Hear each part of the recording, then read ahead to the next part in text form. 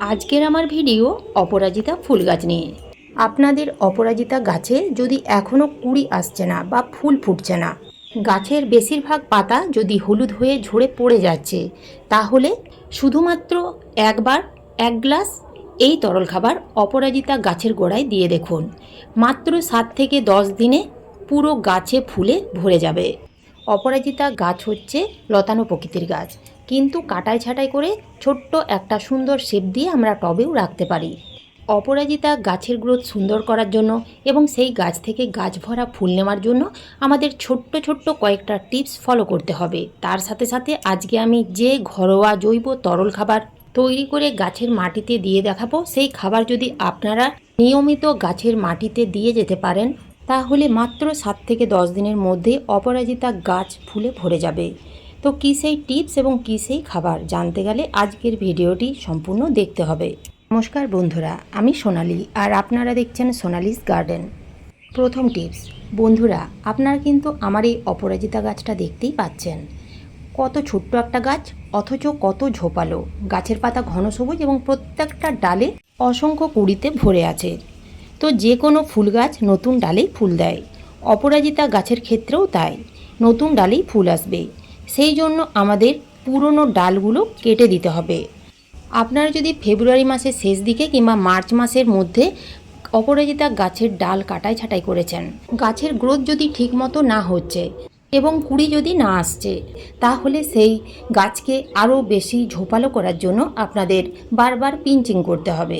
গাছ যত বেশি ঝোপালো হবে, সেই গাছ থেকে তত বেশি পরিমাণে ফুল পাওয়া যাবে। প্রত্যেকটা ডালের মাথাগুলো একটু করে কেটে দেবেন। আর যে সকল ডালগুলো অনেকটাই লম্বা হয়ে গেছে, সেই লম্বা ডালগুলো সুন্দর একটা শেপ দেওয়ার জন্য কাটাই ছাঁটাই করে দিন। তাহলেই দেখবেন সেই কাটা ডালের সাইড দিয়ে প্রচুর নতুন নতুন ব্রাঞ্চ বেরোবে। এতে গাছ অনেক বেশি ঝোপালো হবে এবং সেই নতুন ডালে অসংখ্য কুঁড়ি আসবে এবং ফুল ফুটবে। 2 নম্বর টিপস হচ্ছে, অপরাজিতা গাছ থেকে প্রচুর পরিমাণে ফুল নেওয়ার জন্য যে টিপস আপনাদের ফলো করতে হবে তা কিন্তু খুবই গুরুত্বপূর্ণ। গাছের মধ্যে যদি 2-1টা ফুল ফুটতে শুরু করেছে, তাহলে পরের দিন সেই শুকনো ফুলগুলো কিন্তু গাছের মধ্যে একেবারেই রেখে দেবেন না। কেননা সেই শুকনো ফুলগুলো যদি আপনারা গাছের মধ্যে রেখে দেন, তাহলে সেই শুকনো ফুলগুলো বীজ তৈরিতে মন দেবে। আর যদি গাছের মধ্যে বীজ তৈরি হতে থাকে, তাহলে কিন্তু গাছে ফুল ফোটা প্রায় বন্ধ হয়ে যাবে। তাই শুকনো ফুলগুলো প্রত্যেক দিন গাছ থেকে তুলে ফেলে দিতে হবে। 3 নম্বর টিপস হচ্ছে, এই এপ্রিল মাসে অপরাজিতা গাছগুলোকে কেমন জায়গায় রাখবেন।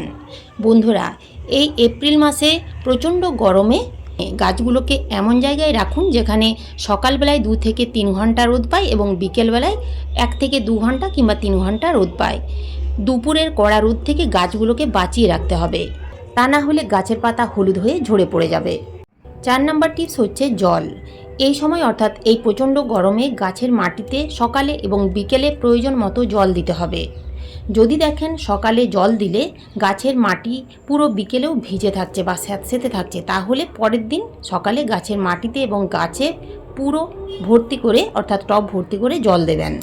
আর যদি দেখেন গাছের মাটি এইরকম পুরো শুকনো হয়ে গেছে, তাহলে সকালে একবার জল দেবেন এবং বিকেলে একবার জল দেবেন। এবং পুরো গাছ সপ্তাহে 2 থেকে 3 দিন প্লেন জল অর্থাৎ ঠান্ডা জল দিয়ে গাছে স্প্রে করতে হবে। এতে গাছে প্রচুর নতুন নতুন ব্রাঞ্চ ছাড়বে। এই প্রচণ্ড গরমে মাটি ঠান্ডা হবে, তারপরেই আপনারা সন্ধ্যের সময় জল দেবেন।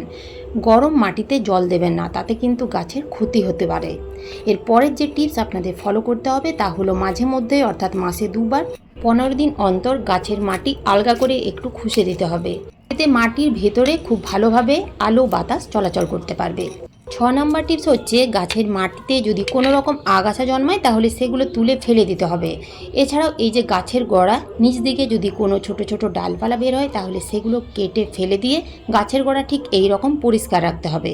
এখন জেনে নেওয়া যাক যে সকল অপরাজিতা গাছে ফুল না ফুটছে বা কুঁড়ি না আসছে, সেই সকল অপরাজিতা গাছে কি খাবার প্রয়োগ করতে হবে। তো এই সেই জৈব খাবার। এই জৈব খাবার আপনারা কিভাবে তৈরি করবেন। এই জৈব তরল খাবার তৈরি করতে লাগবে 1 লিটার প্লেন জল। তার সাথে নিতে হবে 4 থেকে 5টা পাকা কলার খোসা। আপনাদের কাছে যদি শুকনো পাকা কলার খোসা থাকে তাও দিতে পারেন। 3 দিনের জন্য ছায়াযুক্ত স্থানে রেখে দিতে হবে। তো 3 দিন পরে কিন্তু জলের কালার ঠিক এই রকম হয়ে যাবে। এই তরল খাবারের সাথে আরও 2টো জিনিস যোগ করতে হবে। বন্ধুরা, আমরা তো প্রায় সকলেই জানি পাকা কলার খোসা গাছের মাটিতে দিলে কতটা উপকার পাওয়া যায়। তাও আর একবার বলে দিই, পাকা কলার খোসার মধ্যে থাকে প্রচুর পরিমাণে পটাশিয়াম, এছাড়াও থাকে magnesium, phosphorus, calcium, sodium, manganese, sulphur. এই পাকা কলার খোসা গাছের মাটিতে দিলে গাছে প্রচুর পরিমাণে কুঁড়ি আসতে সাহায্য করে। এরপরে যে একটা খাবার দিতে হবে তা হলো ম্যাগনেসিয়াম সালফেট বা এপসাম সল্ট, 1 চামচ দিতে হবে। এই এপসাম সল্ট গাছের মাটিতে দিলে গাছের পাতা ঘন সবুজ থাকবে, এছাড়াও গাছে প্রচুর পরিমাণে কুঁড়ি আনতে এবং ফুল ফোটাতে সাহায্য করবে। সবশেষে যে খাবার দিতে হবে তা হলো অনুখাদ্য। তো অনুখাদ্য বাজারে বা সারের দোকানে অনেক রকমেরই পাওয়া যায়। তো আমি তো বায়োভিটা এক্স ব্যবহার করি, আপনারা চাইলে যে কোনো অনুখাদ্য ব্যবহার করতে পারেন। তো এখানে আমি 2 ml অনুখাদ্য দিয়ে দিলাম। যদি দেখেন অপরাজিতা গাছের গ্রোথ খুব সুন্দর আছে, গাছের পাতা ঘন সবুজ আছে, বিভিন্ন রকম খাবার প্রয়োগ করেও দীর্ঘ সময় কেটে গেলেও গাছে কুঁড়ি আসছে না বা ফুল ফুটছে না, সেই জন্য আমাদের অনুখাদ্য দিতেই হবে। তো এখানে দেখুন আমি প্রত্যেকটা উপকরণ খুব ভালোভাবে মিশিয়ে নিলাম। এই খাবার সরাসরি গাছের মাটিতে প্রয়োগ করা যাবে না, সেই জন্য 50% প্লেন জল মিশিয়ে নিতে হবে। এই তরল খাবার গাছে দেওয়ার জন্য একেবারে রেডি হয়ে গেছে। তো এই তরল খাবার আপনারা একটা গাছের মাটিতে কতটা পরিমাণ দিতে পারবেন, কতদিন অন্তর দিতে পারবেন।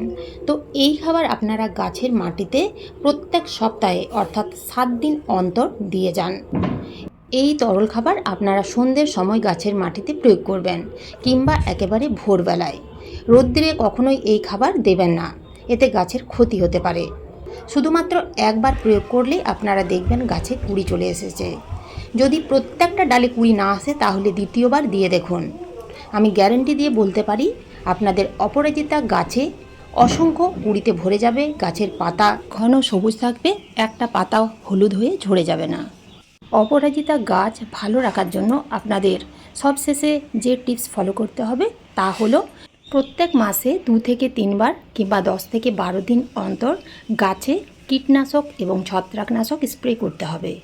আপনারা নিম অয়েল ব্যবহার করতে পারেন, কিংবা নিম পাতা জলে ফুটিয়ে ঠান্ডা করে সেই জলের মধ্যে 1 চামচ হলুদ গুঁড়ো মিশিয়ে ভালো করে গুলে নিয়ে ছেঁকে নিতে হবে। এবং সেই জল যদি আপনারা 3 থেকে 4 দিন অন্তর গাছে স্প্রে করতে পারেন তাহলে গাছে কোনো রকম পোকামাকড় থাকবে না এবং ফাঙ্গাস লাগবে না। এছাড়াও 1 লিটার জলে 1 চামচ ডেটল বা স্যাভলন, 1 চামচ হ্যান্ড ওয়াশ, 1 চামচ নিম অয়েল ভালো করে গুলে নিয়ে যদি গাছে স্প্রে করেন তাহলেও কিন্তু গাছে কোনো রকম পোকামাকড় থাকবে না। এছাড়াও আপনারা গাছে জৈব কীটনাশক হিসেবে কাকা ব্যবহার করতে পারেন। কাকা কীটনাশক গাছের সমস্ত রকমের পোকা দূর করে দেবে। তো এই ছিল আজকের আমার এই ভিডিওটা ভালো লাগলে একটা লাইক অবশ্যই দেবেন, কমেন্ট করতে ভুলবেন না। যে সকল বন্ধুরা আমার চ্যানেলে আজ প্রথমবার ভিডিও দেখছেন সেই সকল বন্ধুদের কাছে অনুরোধ রইল আমার চ্যানেলটিকে সাবস্ক্রাইব করে পাশে থাকার। আপনারা সবাই ভালো থাকবেন, সুস্থ থাকবেন, ধন্যবাদ।